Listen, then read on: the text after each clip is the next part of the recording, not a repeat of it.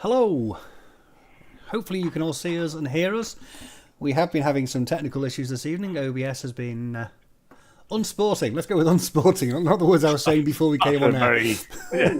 I was using worse words before we got live. That's a very tame version of what we've been listening to for the last 20 minutes. Unsporting. Let's go with unsporting. There we go. Every week. Every week. It's a tradition by now. Singing. Now I've got mine on. Hang on. Oh. It's nice to work with professionals. So, welcome to Fast Panda Gaming. We are going to be talking about the new Operations Dec this evening. Well, that's our intention, is to talk about the new Operations Dec. We'll probably go off topic and witter about various things, but we're going to try and talk about the new Operations Dec. How dare you? We always go off topic. It's a guarantee. Okay. So, as always, I'm here, Stormshroud. We have Claw. Hi. And we have Ogre. Greetings. Now, so far this evening, we've had issues with OBS. Our close-up cam for looking at the cards is being temperamental, and we've only got one copy of the Operations Dec between the three of us. It's gonna be good. Tonight is going well. It's fine. What could possibly go wrong? It's gonna be the normal, professional evening that it always is with us. Let's face it. Yeah. So, Claw, you were the only one who managed to get hold of an Operations Dec. Yeah, that's kind of because I saw it on pre-order at work and jumped on it and pre-ordered it. And it came in a decent time. I pre-ordered mine too, but it's disappeared into the ether somewhere. I've had 4 emails saying, really sorry. Well, that's about it. I did offer to get you a copy. You did? No, but no. I was saving pennies. But you knew, Claude, that you just had to take them. You should have taken 3 copies straight away, whatever we said, and just sent them to us. Should have done. You should have. You're our insider. Let's face it. I'm in the industry. The man inside the industry. Yeah. So, we have a new Operations Dec in a nice shiny new box. The box itself has nice artwork on the front. I think we've seen it on some other stuff. That could be my memory playing tricks on me. And within that box, we get 3 decks. We get a new classified deck, which is blue. We get a tactical objectives deck, which is green. And we get a battle conditions deck, which is red. So, shall we start with the classifieds? Hang on, does that mean there's 60 cards? Is this? How many cards I didn't count. I think there's 50 something. 20. Importantly, there's no red and green deck now, is there? No, really? There is only one classified deck. So Few. Gone are the red, the easy and difficult versions. Which I don't know. I will start with this point of being we've gone down to 1 deck from the 2. I liked the red deck. Now, occasionally to do a red deck game, it was interesting, and there was missions or so where you could mix them up.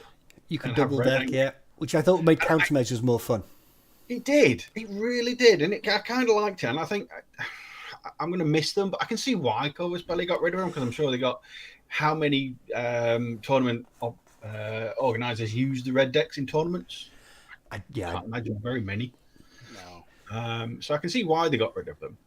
But I think for a bit of fun, having the red and the green decks, I'm going to miss that. But then there's no reason I can't get my old cards and just stick them in a box somewhere and play them games at one every now and again. So, yeah, we're down to 1 classified deck now, aren't we? So it is a shame. But 20 classifieds, most of which are going to look very familiar if you've been playing for Infinity for a while. There are some new ones, and there are some favourites, especially of Claws, that have gone away. Do you mean that one that you always manage to pick? The one that I always managed to give him.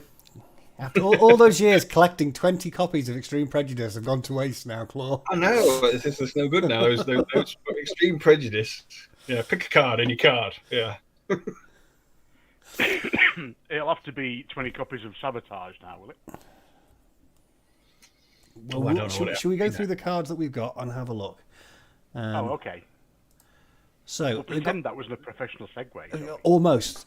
So we've got a Well, I new. was going to say, should we say hello to people in the chat first? Yes, do that. Before we get really stuck in. We can do that. Sorry. Yeah, so before we get really stuck in. I feel So, like we're all three of us a little bit giddy at the moment. I think maybe say no. I think it's the technical issues to start off with. I think that's got us. Dear. There's adrenaline going. Okay, so we've got Dan Fock, who's still in Seattle, and he'll be more listening than watching as he's at his desk at work. Shh, will not tell anybody. Mr. NOP, hi. Ralph, hi from Germany.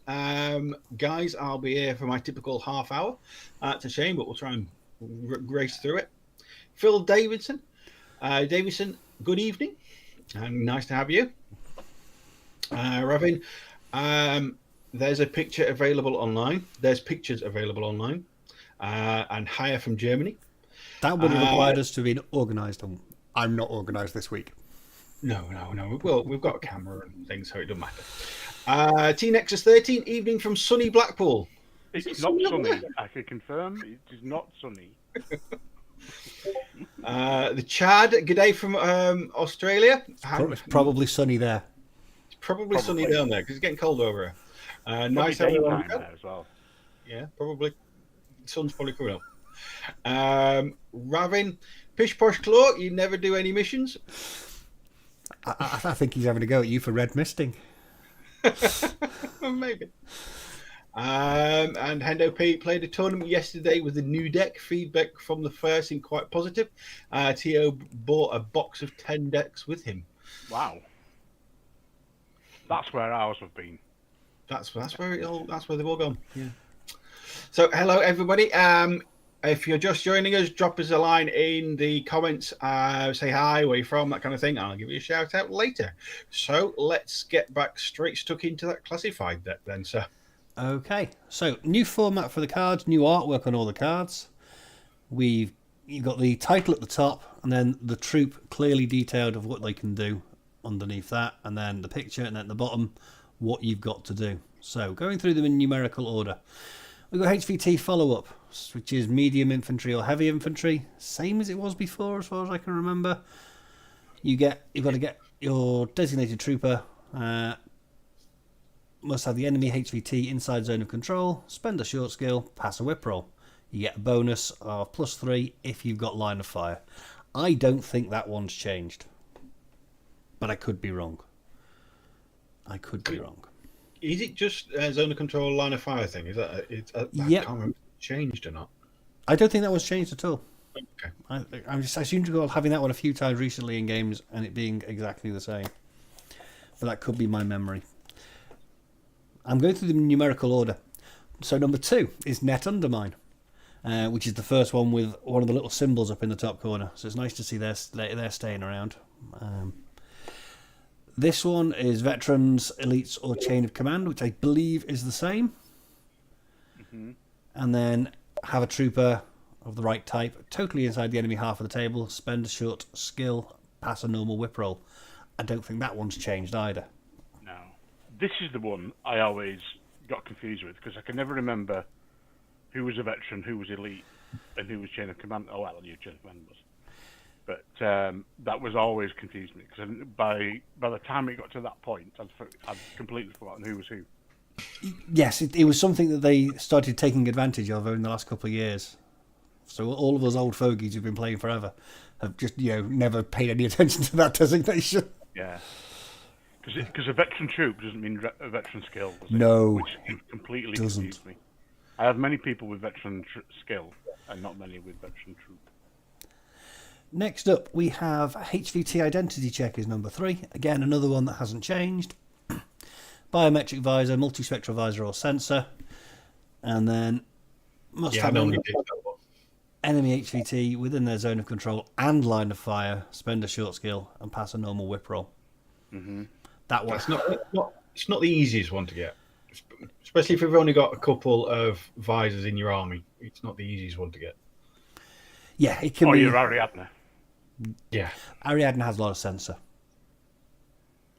It's really easy to get with antipodes. That's true. I do like the artwork on that one. Whichever mercenary that is getting side-eye from Avicenna. She doesn't look impressed with him for whatever reason. No. Next up, we have Capture. Another veteran, elite, or chain of command. And at the end of the game, a designated trooper must be in a non-null state and be in silhouette contact with an enemy trooper. The enemy must be in a null or immobilized state. I don't think I've ever done this. I don't think I've ever managed it. That one I think has changed slightly but not much. Didn't it used to be? You had to have them in the Cassavac state.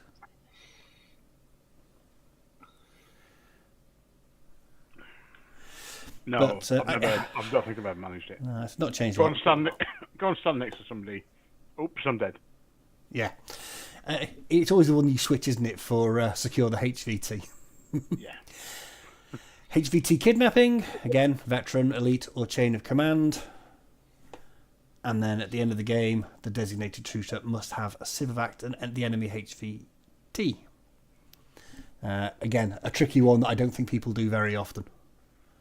No, because you'd normally just take coup de grace.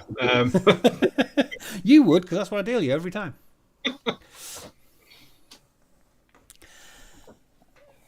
Next up. The secrets are coming out now. Yeah, HVT inoculation. Doctor or paramedic. And be in silhouette contact with an enemy HVT model, spend a short skill, and make a normal whip roll with a +3 mod. And it can be completed by a peripheral. Which I don't think has changed. Hey, is that bit new? No, Yeah, I don't think that bit is new. No. It's the mission objectives that you can't do with peripherals, not the classifieds, as a general rule. But I don't think that one's changed particularly. If it has, it's in a very subtle way that I missed. Sabotage hasn't changed. You need someone with decharges. You need to go over to the other side of the table and blow something up. Always nice. It's one of those nice ones to get. You can do it first turn. Works really well. Now, next one up is combat support, which is new and not new at the same time. So, experimental drug and test run have been combined into a new card called combat support. You doctor, paramedic, or engineer, and then repair either a wound or a structure point using the skill or a medikit / gizmo kit. And this one cannot be completed using a peripheral, which I think was always the case. Okay. But I do like that they've... I like this. I like the fact that they put them both together. Yeah. Because you generally take one or the other or both. And if you've got a doctor and an engineer and somebody bites it at the beginning of the game, at least you can flip to the other one and get and still get the classified. So I kind of like this. When I flicked through that, I thought I actually like the chat that if you've got a doctor and an engineer and one dies and you can flip from one to the other, it doesn't totally ruin the chance of getting that bonus point. No, I think I'm very good at getting engineer killed. I think it's really good because not everyone has things that can have structure. So, for example, if you're playing Toha, there's not a lot in Toha that has structure because they're all, bio machines, so they all have wounds, which means you're gonna struggle to repair structure points. But What is this Toha? they're the bad guys.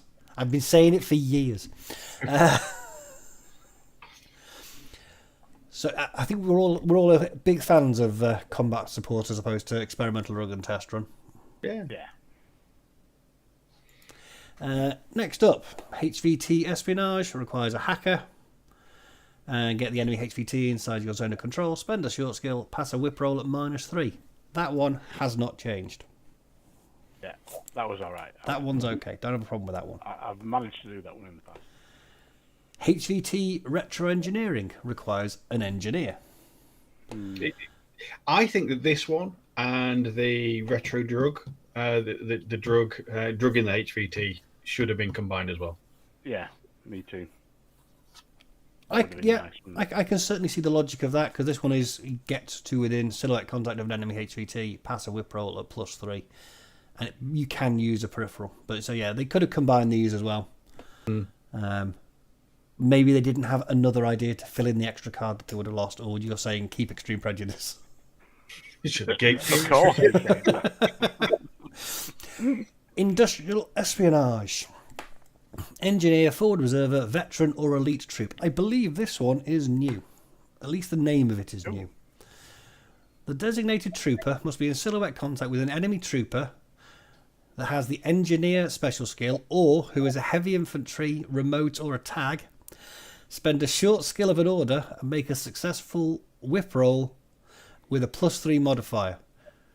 This objective can be completed using a peripheral, but without the +3 mod, and you are allowed to declare it if you're in the engaged state. So you can run an engineer into close combat with somebody's heavy infantry, take the punch to the face, and get you classified. Take one for the team, lads. Yeah, this is definitely a new one. I'd remember if it wasn't. Yeah. I quite like it. I think there's another one coming up later that is similar. Yeah. No, I quite like that. But it's a little bit different, and I like that they clearly stated you can use it in the engaged state, so you can, sacrifice somebody to get you classified. Yeah. I mean, that's pretty much how my classified goes usually. I die during trying to complete it. You sacrifice someone for the greater good. Well, exactly. Whether that is my plan or not. So at least that's part of the plan this time. So that feels good. I'll feel accomplished. It'll be, oh well, Crick Cochran's dead, but at least it's not nil. Well, there you go, yeah. Well, if you've got a 2-wound engineer, then you've got more chance of surviving, haven't you? Yeah. Nano-espionage hasn't changed. Engineer, doctor, or paramedic. I think that's the same as it always used to be. That sounds familiar. Make it. In the comments, if we're wrong, just let us know. Designated to make a successful ballistic skill attack with Medikit or Gizmo. No, this is the one that has changed, but the name hasn't changed. This is one that threw me earlier. Make a successful ballistic skill attack roll with either a Medikit or a Gizmo kit against an enemy specialist. This roll must fulfill the requirements for a ballistic skill attack and has no effects. So the same name as an old classified, but it's specific to Medikits or Gizmo kits. Yeah, you've got to go and shoot an enemy engineer with a medikit for no reason at all, really. Precisely. But it is... Medikits are deadly weapons, aren't they? Yeah. I think it's actually easier in this new form. Because I'm sure in the old form you had to be in base-to-base contact with an enemy specialist and pass a whip roll. I don't remember one where you shoot them. No, the name's the same and the general feel of it's the same, but you get to use your ranged weapon instead. Cool. Mapping is next. Forward observer or hacker. That's an old one. Get into the enemy's deployment zone and pass a whip roll. That one hasn't changed. That one's been around for a while. It's not too painful to do. This one's an oldie but a goodie. Data scan. Requires a hacker. Spend a short skill, pass a whip roll against enemy trooper, and they can avoid it with reset. That's like how many orders have I spent? Oh, many orders have been failed on that. HVT designation, forward observer or the spotlight hacking program. Make 2 successful forward observer or spotlight rolls against a single enemy HVT. I'm surprised they kept this one in. Really? Yeah, why 2? Is this the only Yeah, because it's always been 2, and which was always a bit weird anyway. But on a whole, the classifiers do seem a little bit easier in general. But they kept this one in, which is a pain because you need to do 2, and you always know that you're not passing 2 whip rolls, even if you got like 16. Well, forward observer's burst 2, isn't it? Eh? Isn't forward observer burst 2? Or can't it be burst 2? Yeah. So you could pass it in a single order. Yeah. It's unlikely. Is it because spotlight you can do through a wall as well? Yes, you can spotlight. It's the hacking one. You can do out of line of sight. Still, it's 2 orders, isn't it? Like minimum, probably. Yeah, that's a 2 order classified, and you've got to get there and stay safe. Okay. I kept that and got rid of coup de grace. That's maybe coup de grace considered too easy. Or maybe they finally listened to all those emails I sent saying, please take coup de grace away from Claw. Exactly. Okay. Next up, we have telemetry. Forward observer or the spotlight hacking program. Make a successful roll against an enemy trooper. Another one that's been in there forever and has not changed. Predator. What's the difference between that one and the last one? HVT designation is only against HVTs. Telemetry is only against enemy troopers. Ah, right. Predator can be done by anybody. You must put at least 2 enemy models into the unconscious or dead state by performing a close combat attack. I think this one's a pain. Yeah, because it's. But saying that, they're trying to get more and more close combat in as we go on. So I think maybe it'll get easier. No, the reason I say it's a pain is because every time you look at it, you go, "I'm never going to be able to do that." Is the game when you can manage to do multiple successful close combat attacks, and the games you think, "Oh, I've got loads of specialist close combat troopers. I'll take it this time. It'll be really handy." You can't do it. Every time. Maybe it's just me, but every time I think I've got loads of close combat troops, I'll keep that for when I'm playing JSA, for example, or I've taken a bear and 2 werewolves. It never works out for me. No. It is strange, isn't it, like that? That's the close combat is a little bit like that, though, isn't it? It's kind of, well, hit and miss. Oh, very good. Now, the last 3 are all new, I think. Suspected infiltration, doctor, hacker, veteran, or elite. Designated trooper. Doctor, hacker, veteran, or elite. Yes. Designated trooper must be in silhouette contact with an enemy trooper whose troop type is not a remote or a tag.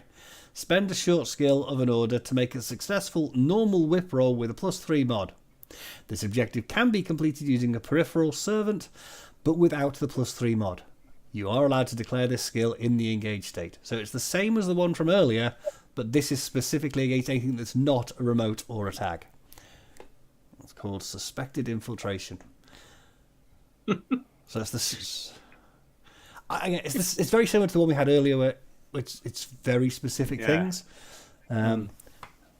I quite like it. It's again, it's another sacrifice somebody to do the thing. Yeah, I don't mind that too much. Nah. I don't think you'll be throwing a hacker or a doctor in though that often, will you? I think it'll be.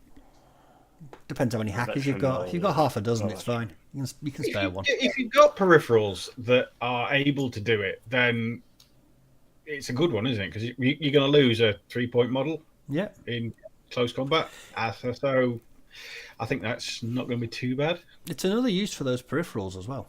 Because quite often they end up sat there doing nothing for most of the game because, no one's been killed within... That's worth spending the orders to go and get them back up again. But the classified objective point can be worth the difference between a win and a loss.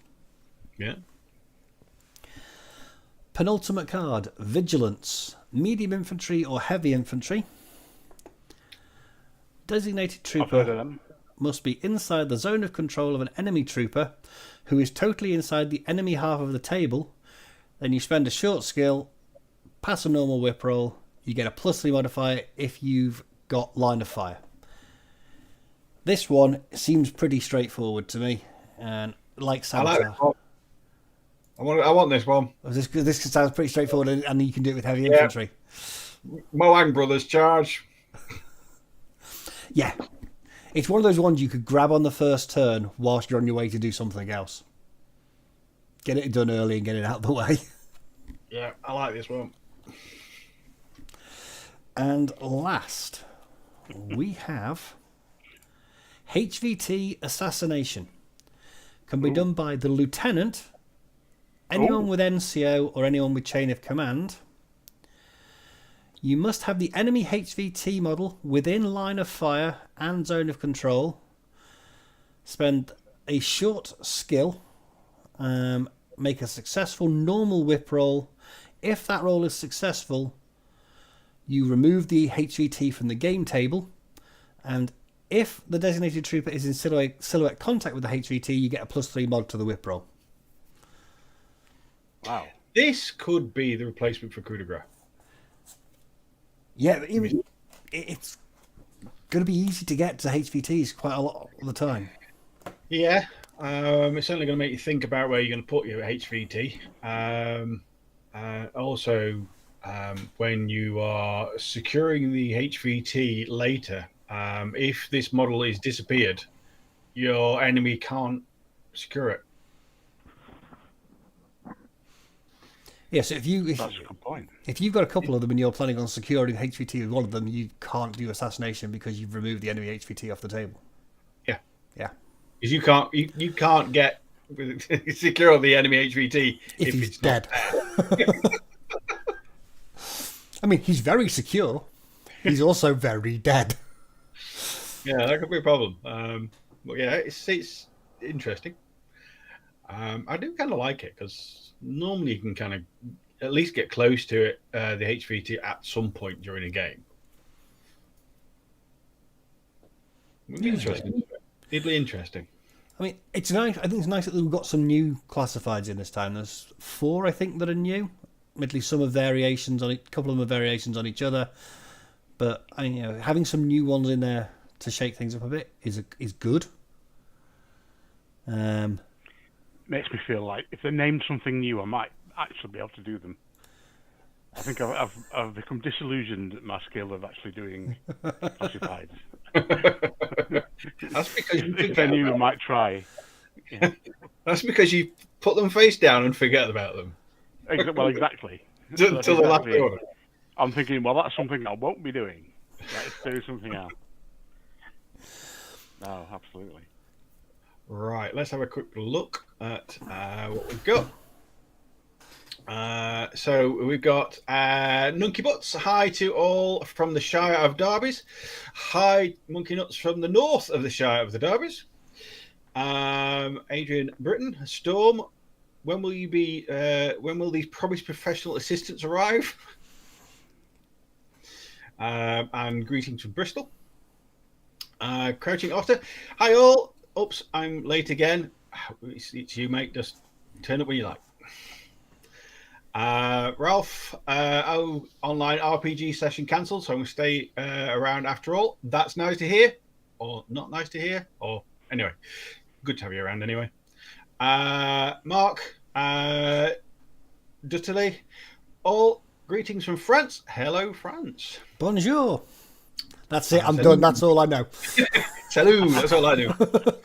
Ralph, again, HVT assassination. Getting the HVT with chain of command, NCO, or LT sounds tough. Well, most of us will have an LT. I generally put in NCO because I'm running Invincibles with. You love NCO. You put NCO in every list where you can. Chain of command. I don't use that often, but I think it's something that's kicking around. An LT. Because you've got your LT order that you don't generally use, during the end of the game, if you've got an opportunity to do that, I think it's not going to be too bad. But it will also show who your LT is. Do you have to say it's your LT when you're doing it? I suppose you do, really, don't you?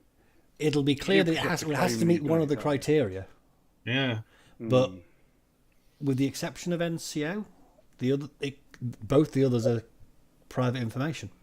So this guy's shot him. Really?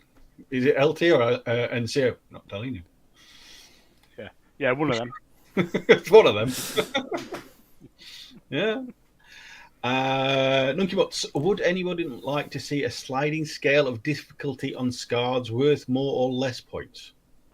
Adds a little bit of risk reward newish to the game, so I apologise if this is already the case. Yeah, it's like having the red cards worth 2, but then it throws out It'll throw out ITS, ITS and all that kind of thing. Unfortunately, the ITS scenarios are all intended to get to a maximum of 10 points, so there'll be a number of classifieds in them to make up the difference. So you might get like 6 points for doing the mission, and there'll be 2 classified each worth 2 points each. If they start adding in sliding scales, then that kind of throws things out. What they do have on a number of the cards is these symbols in the top corner. Come back over here. Up here, these little symbols. In some scenarios, some of those symbols will be worth more points. So it is kind of in there, but not in the way you're thinking, Nunky Mutts. But there's no reason you couldn't do something like that in your own games if you're not playing ITS with your friends. Okay, we've got Coyote BD. Hello, Coyote. I'm catching one of these live for the first time in a minute. We haven't got our copies yet, so please no spoilers.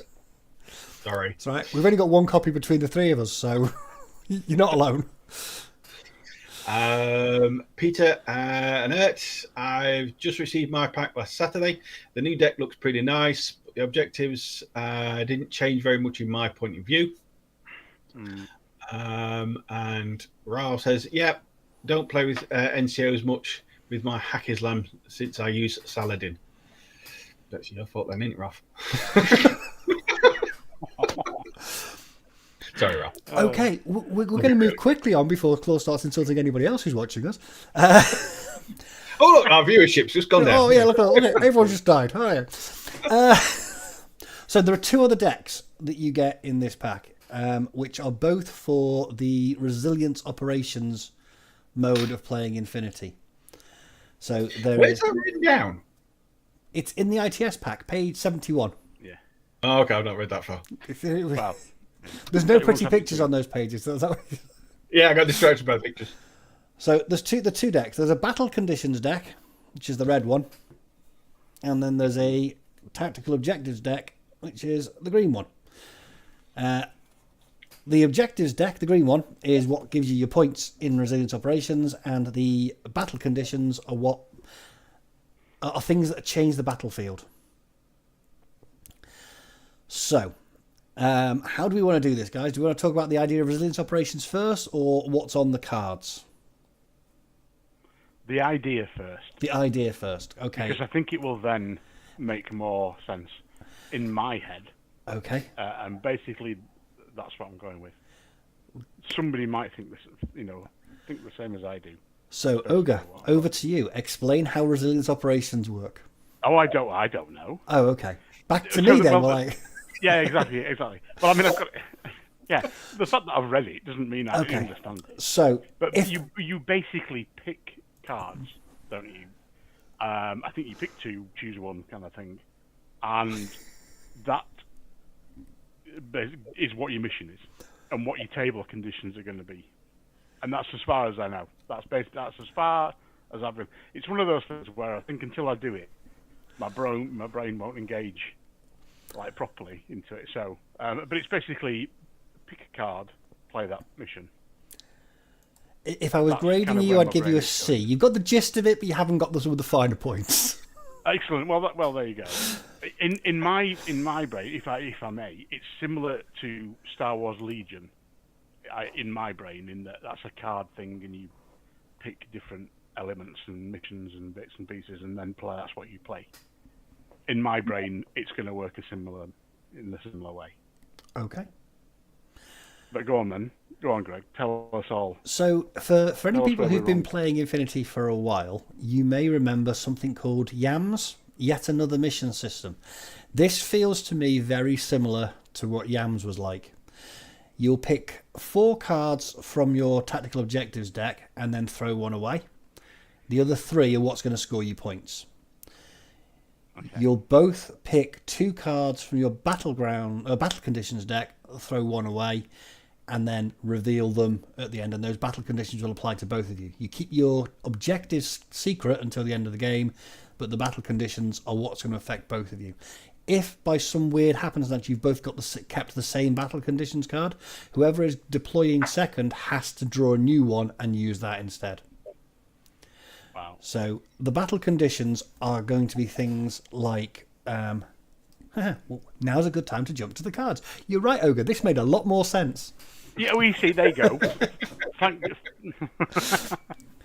So, See, it's almost as if I knew what I was doing. are things like this. Desert combat. Sorry for the Is that glare. where you all fight on top of a ballon? No, that would be desert combat. All right. So, in previous seasons of ITS, we've had placing circular templates that give different types of terrain. All those types of rules are in the battle conditions deck on different cards, and I think that's where they belong rather than in ITS as a general thing. Yeah. So as you can see in Desert Combat, you must choose one of the following options. Either place 2 circular templates on any surface of the game table. They will count as desert terrain zones and low visibility zones. Or, while totally inside the area covering 4 inches either side of the central line of the game table, troopers with terrain desert or terrain total get +1 movement. So you can do an either or on this one. So basically within like the exclusion zone, you get a special terrain. Yeah. So there's a desert combat one. There's an aquatic combat one, which is the same but with aquatic rather than desert. Is there a jungle one, Greg? Is there a jungle one? There's a space one, Oh. which is the same with 0G. It also creates a white noise zone rather than a saturation zone. Oh, no. And you get super jump instead. But these are all very similar sort of ideas. Then there's a jungle one. Saturation zone, bonus movement again. I like this. Then there's an Arctic combat zone, mountain, and saturation zone. You also get, or people get climbing plus, get bonuses. And then they are all the zone ones. So when you've got your battle mat out and it is a Arctic battle mat and Arctic terrain, you can just think, sod it, let's just pick that one. Exactly. Or you desert board out and you think, we'll just pick that one. I think that's going to be better. It's certainly better for me. And it makes more sense because you kind of like we've played a game on your Paradiso board, Storm, and we've had 0G zones. Yep. At least now, when we're playing on your asteroid board, you can pick the space one. It is one of the places I think this will shine, is if you want to play more narrative, you can just grab a couple of these cards for the special rules for your table, and it makes them make perfect sense. Yeah. I like that. I think as well as them being used in resilience operations, I'm going to be using these as a quick reference for terrain special rules on boards and for narrative missions, because they're going to be a common frame of reference that people are familiar with. Yeah, when I flicked through it and I saw those, and I thought that's ideal because when you're playing against a mate or whatever, and you're playing on a specific board, you're both going to want to do the one that matters, aren't you? Yeah. Gosh, it's all about the theme, isn't it? So, as well as those, we've got some other options for battleground conditions. We've got urban combat, which won't stay still. All troopers automatically get +1 inch bonus to their first movement value. Anyone with terrain total gets 2 inch bonus movement instead. So basically, everyone's going to be running around quicker on an urban board, which kind of makes sense because they're all running on tarmac and concrete and stuff rather than slugging through mud. Yeah. We've got CQB. Any ballistic skill attack when the range to the target is 32 inches or greater will be an automatic failure. No need to roll any dice. These are all things, most of these are things we have seen in the global campaigns in one form or another in some of the scenarios. Yeah. Knight. Any ballistic skill attack or discover where the range to the target is 24 inches or more takes place through a low vis zone, so suffers a -3 mod. So I quite like that one. Yeah. Yeah, I don't mind that. I don't. The close quarter battle one though, where the over 32. And you automatically miss. You would have to kind of know that was coming a little bit. Well, that's part of the idea behind the resilience operations mission. Is it's supposed to make you adjust on the fly to things you couldn't plan for, which is what we'll come to resilience operations in a bit more detail after we've been through these, maybe, because I think that's going to be a factor in how popular it is. So that was Night we covered, wasn't it? At the -3 mod, we talked about that one. Hostile civilians. all the enemy HVTs are hostile, so they'll shoot back. I love that. So they should be. Exactly. That makes the HVT assassination trickier. That comes up. Like, more amusing, doesn't it? Surely. You're gonna Well, fight it would, but there's no classifieds in resilience operations. Is it not? Oh. Next battle condition is Storm. Troopers with multispectral visor, biometric visor, or X visor get +1 ballistic skill. I quite like that one. I like the fact it's not just multispectral visor. Yeah, if it's sheathing down with rain and wind and things are blowing around, you need that extra mechanical help to obtain your target. Yeah, I like it. So that was Storm. Next up, defense system failure. Before deployment in initiative order, place 2 hostile F-13 defensive turrets totally inside the strip 4 inches inside the central line of the table, and they are hostile to both players. That could be a real pain, but hilarious. Because those things are total reaction, 360 visor with ballistic skill 10. They're the kind of things you want to ignore, but you know the time that you do ignore it, it's going to roll 3 criticals and you're going to be dead. Pitching you on a 2, I'll ignore it. Critical. I know. The amount of times I've died to one of those. Or I've spent 5 or 6 orders trying to kill it. Yeah. It's like... And that's when there's only 1. This time there's going to be 4. I quite like that, though. I quite like sentry guns and things, and you know what I mean? I quite like the idea of that. This whole thing is making me think of thematic boards, you know, and stories that are going to get told. And it works really well for narrative games. I really think that. Yeah. So that one's quite good fun. I like this one. Ambush. Before deployment, in initiative order, each player must place 3 shock mines in a camouflage state anywhere, totally inside their deployment zone, or in the area extending 4 inches from it. So basically, you place 3 mines that have forward deployment 4 inches. Nice. And that is the last one. I like that if you're playing against Ariadna, because I've come all across my back line. There you go. Mr. Van Zandt, here you go. So, I think that was cool. I think there's some really nice things in there. I think they're going to be really good fun. But going back to what we talked about with Resilience Operations, because if you're playing a tournament with Resilience Operations, every game is going to be random. I think that might affect its popularity as a general tournament game theme, because it could end up with things being quite unbalanced across a round.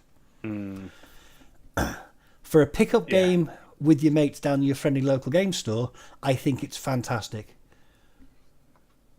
Yeah, because every game's going to be different. It's not a case of, we're playing ITS scenario X again, whatever happens to be really popular in your area. No matter how good the scenario is, if you're playing, for example, Unmasking every week, it's going to get old. With this, it's going to be different every week. So I think it's I'm really looking forward to trying out Resilience Operations game. I think it should be really good fun. Before we move on to the Objectives deck, do we want to catch up on comments, Claw? Yeah, we can do. Yes, he does. Okay, Ralph was saying about he doesn't play NCOs much because he uses Pelham, but he also gets Strategos level 2, which lets you turn your LT order into a regular one anyway. Crouching Otter. I'm looking forward to playing Resilience Operations, but the 4 HVTs, 3 objectives, 2 beacons, and a bunch of beeper tokens and a pair of turrets, just in case, is quite a prerequisite. So yeah, if you are going down to your local game store, you've got to take a bunch of beacons and tokens, turrets, and all kinds of stuff with you. You could just print off some paper ones, or a card, or use bases. We've all got loads of spare bases kicking around. Just paint on the beeper, or write on beeper. Doesn't have to be fancy, I wouldn't have said. T-Nexus 13 says playing this mode on Wednesday. Looking forward to it. Something different to try. Let us know how you get on. You draw objectives, then you can pick from 2 lists as well. So there's some chance of seeing problems coming. So you could have your snipers and your long range stuff in one list, and just in case, you get the darkness. Is it darkness? No, not darkness. The other one we can't Night. shoot. Yeah. There's close quarters battle. There's all sorts of Yeah. So yeah, if you're playing it at an actual event, you can pick your list after you know what's coming. So there is a degree of flexibility. So you could have a long range, short range list, that's for sure. Instead, Coyote BD says, "I'm a little confused on the zones. They say the player. So is that just the player who chooses that card, or both? I don't know both players that are affected by them, or is it 2 zones or 4?" So I think the battle conditions cards apply to both players because they apply to the board. Because most of them say each player or the board. The tactical objectives apply to the player who picked them because they are his or her objectives for that game. They are what's going to score them points for that game. That's my understanding. Sounds about right. Let us know if it's different. Matthew Hipkin. Good evening, chaps and chappesses. Good evening, Matthew. I'm glad to have you along. Coyote says, the most competitive player in my meta is a very anti-operations deck. It's fair enough. And he's looking forward to it. Kirby Kong. Hi, Kirby. Resilience Ops also takes a lot of additional objectives, though. I didn't even consider that because I've got boxes and boxes of damn things. Yeah. We do have a few between us. ITS objective pack should sort it out. Saki says, good evening, gents. Good evening, Saki. T-Nexus, the initiative order. The player shows their card and performs the necessary decisions or placements of elements specific on the battlefield conditions card. Sounds like just the player who drew the card. I think that's replying to Right, yep. The other comment further up. So that's it. We're caught up. Okay, now we have a big chunk of objectives that you can try and score points from in a resilience operations game. This one might take a while to read through. There's loads of them. You've got the cards. You took them off. Yeah, I did. I can't deny that. Yeah, you're not getting them back, by the way. Until my deck turns up, these are held hostage. Fair enough. Okay, so we have 4 of these objectives are about controlling zones. So the central control, where you've got a zone A and a zone B, one near you, one near your opponent, and you get either 1 point for dominating the one nearest you, or 2 points for dominating the one further away from you. Nothing new, nothing we haven't seen before. Just, it's going to be a random whether you get these zones or not. N domination, same thing. You've got an A and a B, and they are now quadrants, and they're diagonally opposite each other. And you get 1 point for the one nearest you, 2 points for the one furthest away from you. It's pretty straightforward. Very straightforward. King of the Hill. There's an 8-inch circular zone in the middle of the table. You get 2 points if you can dominate the central region.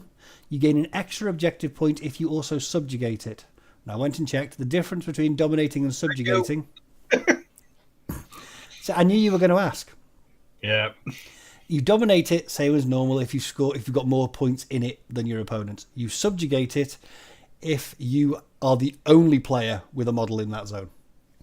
Okay. So you could be subtle there. You could just kind of like sneak one in the center of the board and just leave it there, and kind of like act very kind of like, oh, I really need to be over in that corner, not in the center, and kind of play mind games with your enemy. Yeah, because these are secret. Until the end of the game, your opponent doesn't know what you've got. So you can do lots of sneaky shenanigans with these cards. I was just thinking, though, Clark, when have you ever done anything sneaky on an Infinity board? Every time I play Storm. Really?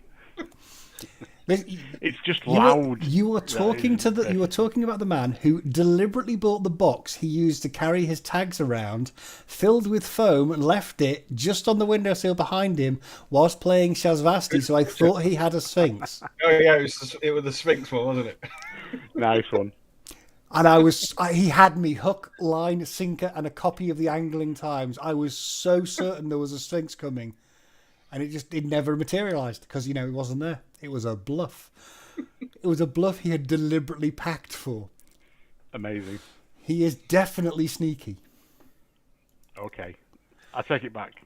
The last of these zone cards is the Z domination, which is the same as the N domination, but the opposite diagonal. You get 1 point for the one nearest you, 2 points for the one nearest your opponent.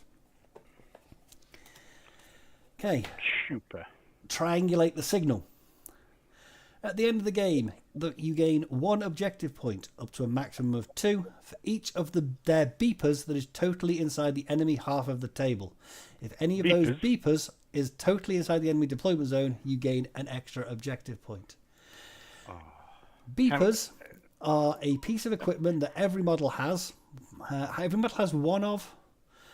Who gets the next one? Specialists get 2. That's it. Specialists get 2. You place them. They cannot be placed as part of a coordinated order.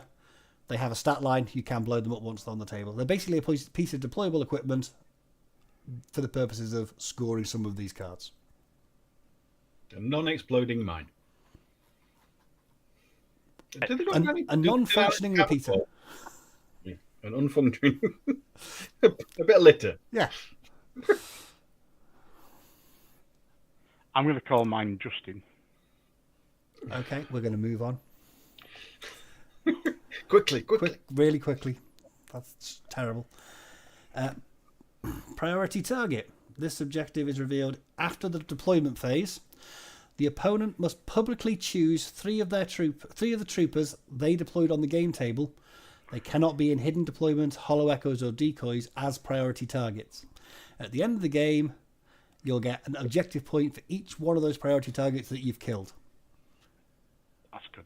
So after deployment, you make your opponent pick 3 models. You then go try and kill them. So it'll be the tag. My NCO that's in camo hidden right at the back. No, it can't be a marker. Can't be hidden. So can it be a camo marker? It can be a marker. It can't be hidden deployment, a hollow echo, or a decoy. So it could be a camouflage marker. All right, Okay. Cyber Siege is the next one. After the initiative roll, but before deployment, the player privately chooses a piece of scenery that is totally inside the enemy half of the table. A trooper must be in silhouette contact with the piece of scenery and spend a short skill. Successfully pass a whip roll at -3. You get 2 objective points. If that piece of scenery is inside the deployment zone, you get a bonus point. It's like sabotage. It's kind of like sabotage or mapping or one of them, but, for more points. Mm-hmm. Okay. We then have a couple that are kind of flip sides. We've got survival. At the end of the game, you get objective points depending on how much you've got left alive. More than 25%, less than 50 is 1. More than 50, less than 75 is 2. More than 75% of your points is 3. And then the flip side of that is you've got decimate the enemy forces, where you get points for killing more of the enemy. 1 point for killing more than 25, less than 50, 2 for killing more than 50, less than 75, and 3 points if you manage to, kill them practically to a man. Kill, maim, murder. Yeah, I thought you'd like those 2. Cool. Decapitation. Kill lieutenants. Kill 1 lieutenant, 2 points. Kill 2 or more lieutenants, 3 points. So, like the mission, kill people. That one will be quite hard, I think. Potentially. Depends on what the opponent's lieutenants are. Yeah, but also, you're not telling your opponent what it is. That's what you're doing either. Precisely. Again, more sneakiness. I mean, I try and kill your lieutenant every game just out of spite, so... Oh, yeah. Exactly. Can you imagine how annoyed somebody would be if you managed to kill 2 or more enemy lieutenants in a game? That would be funny, wouldn't it? I mean, that's a lieutenant. That's a lieutenant again. Exactly. That really is a curb stomping game, that one, for winning that one, I think. No, I'm not a fan of that one. Not a fan of that one. Until you get it and you kill all my lieutenants, then you'll be a fan. Yeah, exactly. Then it'd be, I wish Hide I'd your done that. lieutenants. You hide your lieutenants, though, Storm. So do you. That sounds just turnabout's fair play. Fair enough. Always, Claw's one is always the one in camouflage right at the back of the table, isn't it? The Dao Ying, yeah. Yeah. The game, the Shatterground campaign game we put up, we both hid our lieutenants, but we both knew exactly who our lieutenants were and where they were. It was pointless. We know each other too well at this point. It's ridiculous. Anyway, moving on. Silence. A trooper must have an enemy HVT model inside their line of fire and zone of control. Spend a short skill. Make a normal whip roll. If it's successful, remove the HVT from the table. At the end of the game, the player gains objective points depending on how many enemy HVTs were removed from the table. You've got 1, you get 1 point. You've got 2, you get 3 points. That could mess up your opponent. That could mess up your opponent. Next up, hijacking. At the end of the game, the player gains 1 objective point for each Civivac enemy HVT up to a maximum of 2 objective points. If any of their Civivac enemy HVTs is totally inside their deployment zone, they gain an extra point. So this one's quite... I think those two are quite interesting. You could quite easily draw them both and trip yourself up because you can't do both. Because they can't be both dead and Civivac. Schrodinger's HVTs, isn't it? It's one way to describe them. Put them in a lead box and nobody ever knows. Next up, we have appropriate supplies. At the end of the game, the player gains 1 objective point for each enemy objective that they control. As opposed to inappropriate supplies. You can call it inappropriate supplies if you like. So by objectives, they mean beacons and what else was there? I'm assuming HVTs count as objectives. Oh, here we go. No, you must place 3 objectives entirely on the board. So it's those they're referring to, not the beacons in this case. There are lots of moving parts in this. Yeah, I was just looking that you put 4 HVTs on the board for these games as well. Yeah, 2 each. Yeah. Well, no, it says before deployment phase, each player must place 4 HVTs. Was it 4 HVTs each? Many HVTs. Unless I'm going. Okay, so you can do them both. 73, base 73. Yep, no, you're right. It says each player 4 HVTs. So that's what you can do with all the HVTs you used to have for rescue. There you go. Guard the supply lines. At the end of the game, you gain 1 objective point for each of your own objectives that you control. So, like inappropriate supplies, but yours as opposed to your opponent's. Penultimate card, interrupt the signal. You gain 1 objective point for each structure point lost by enemy beacons up to a maximum of 3. And then lastly, appropriation. Appropriation, at the end of the game, you gain 1 objective point if you have captured any enemy beacons. If any captured enemy beacon is totally inside your half of the table, you gain an extra point or 2 extra points if it's totally inside your deployment zone. And that is all of the cards. Cool. There are lots of cards there that can interact in weird and wonderful ways and create really unique missions. So even if you didn't want to play Resilience Operations, I think you could take some of these cards and some of the battle conditions and create really interesting and fun narrative scenarios without having to write a whole bunch of weird and wonderful rules to justify how things are all going to work. So I personally think both of those are wonderful additions to this Operations deck. I can understand why competitive players aren't going to like it because of the randomness it's going to introduce across a round. But it doesn't have to be for everybody. Yeah, but the thing is, if you're having a small tournament, say 5 or 6 tables, it's kind of it really would work for that kind of small meta tournament. You know what I mean? So when you're in your own group in your own part of the world, you can have a little kind of tournament with all your friends, and I think it'd work really well. Because you are playing people that you've played lots of times, put a little bit of randomness in. For a large-scale tournament, you're right, I don't think it will be appreciated. But for the small kind of like group of friends that want to have a tournament together, I think it'll work lovely. That'd be good. Really Yeah. Better if, in fact, because of the randomness. But that's just my 2 cents. No, I like that. I'm wondering whether you draw one lot of cards for everybody. On the, you know what I mean? So the TO guy does it. Yeah, TO does it for everybody. Yeah, I think you get the same. I think it suffers from the same problem that things like countermeasures and highly classified suffer from at tournaments, is because of that like the randomness. If you're either you're drawing for every table, which Okay, fair enough. I think it's slightly more tricky with these because you've got to draw two sets of things. So, because it's supposed to be asymmetric, or it has the potential to be asymmetric across the players. Yeah, that's true. Which is, I think it's trickier to do that in resilience operations. I'm really looking forward to trying resilience operations. I think that Me should be too. the next game we play, Claw. I'm going to play the heck out of it. Yep, let's do it. Let's put it on the channel. Let's get it done. Let's see how we play it. Let's see how we get on. I think the new deck's lovely. I think the artwork is gorgeous across all the cards. The backs are nice and simple, so it's very clear which deck is which. Yeah, I'm a fan. Yeah, I've also seen some STLs for the old cards where you slide the old cards in. It's got the images, so you could use those as kind of like street banners. So put them as That's pretty cool. things on there. So Scatter terrain, nothing goes to waste. Nothing goes to waste, and you got some nice little images in there from the old cards. I think that whoever did that, genius. Quite like this. I might print a few of those off just for the nice artwork from the old cards. So that'd be good. I don't think there's anything else to say about the operations cards apart from is it any good?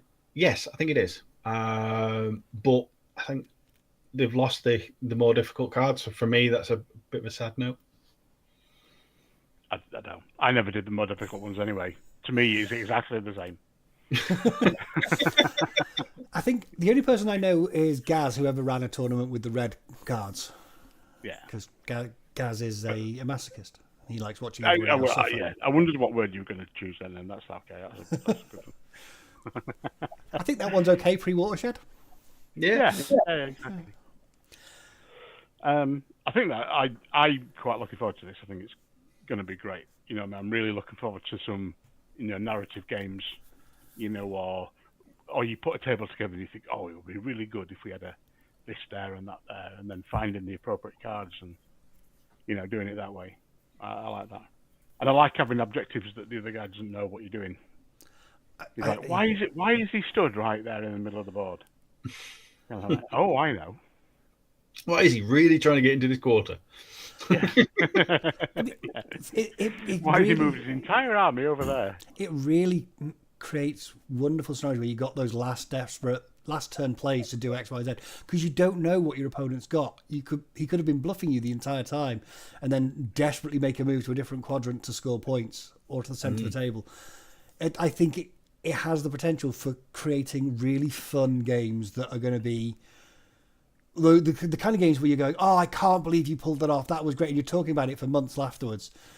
Where you completely tricked me. I really thought you had something different. I didn't realise you were doing that. I think it's got a lot of potential for me. I'm really looking forward to playing it a lot. Have we had many comments, Claw? Not too many. Peter Nert, all the new things letting me think about an objective pack beta. Okay. I hope that's the case, says Crouching Otter.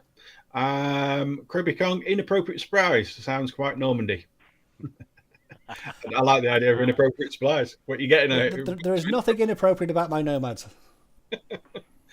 Crouching Otter, I think it would work if TO is just picked the battle conditions and then applied for all the round of the tournament, but each player still uses their own tactical objectives. I think that would probably work better and more fair. You're right. Ralph says, thank you for the run through. I'm also waiting for my pre-order from my online store. That's where I got mine from an online store. It's just I walked into the warehouse and picked it up. Yeah, that's cheating. Cheat. I don't think that counts. That doesn't count as online. Um, No, he was on. No, he does count as online. He was online to me, going, "Look what I'm picking up at the same time." Mr. NOP played a tournament in Leeds with 40 players that used the red deck to split the field. It would have split the field because some people see the red and they go, eh. All right, and that's it for the comments. Well, I think we've probably reached quite a natural end point then. We've been talking for just over an hour. We've covered all the cards. You want to show off some tag raid stuff? No, I've started painting my tag raid. Look, started painting it. Oh, has he got his big worm out again? I have got my big worm out again. He's got his big worm, yeah. That's going to probably be the topic of discussion for our next live. You can tell us all what you think of Tag Raid, and we can ask you all the tricky questions. Well, actually, I just want to show you that I've started painting it already. It's like Defiance, but I started painting my Defiance. I just haven't got very far.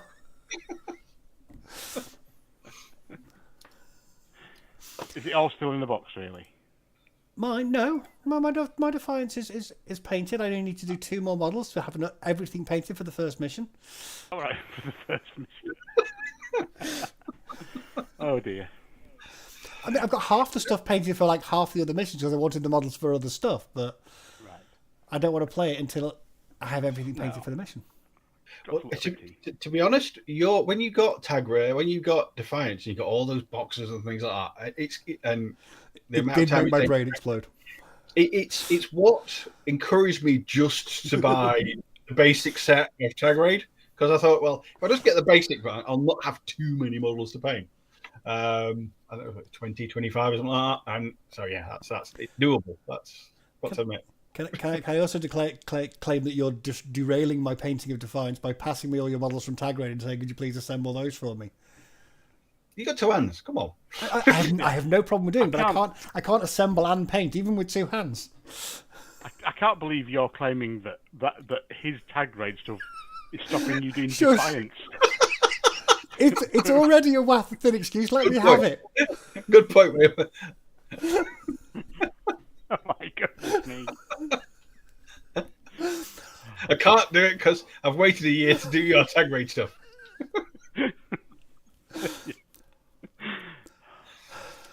Oh dear.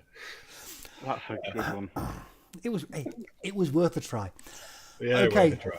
Thank you all very much for joining us for this chat and meander around random stuff related to Infinity. We hope you're all having a wonderful time. If you are taking part in Shattergrounds, by the way, I hope you're enjoying it. I've certainly been enjoying reading various battle reports and stuff in breaks between work and other things. There's another 7 days to go, I think. Well, something like that. 23rd, I think it ends. Yeah, we'll not get a chance to do another one, unfortunately. I don't think so. But yeah, hopefully you're all enjoying it. It's been great fun reading what everyone else has been up to. Any closing words from you guys? No, nothing interesting. In which case, take care, guys. We will catch you in the next one. All right. Yeah, thank you. Hurrah.